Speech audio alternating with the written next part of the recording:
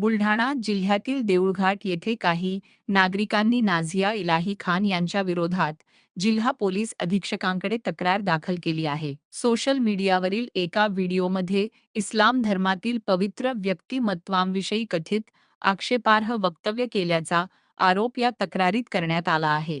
या प्रकरणात गुन्हा दाखल करून कठोर कारवाई करण्याची मागणी करण्यात आली आहे.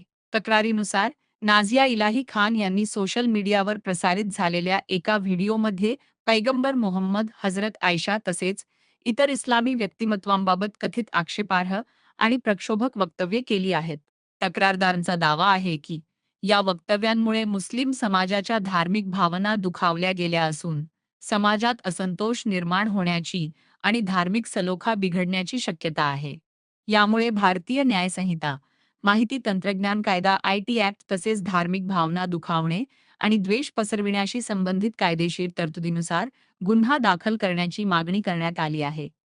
तक्रारीत संबंधित व्हिडिओ सोशल मीडिया प्लॅटफॉर्मवरून हटविणे, नाझिया इलाही खान यांना तात्काळ अटक करणे आणि प्रकरणाची सखोल चौकशी करून योग्य ती कायदेशीर कारवाई करण्याचीही मागणी करण्यात आली आहे.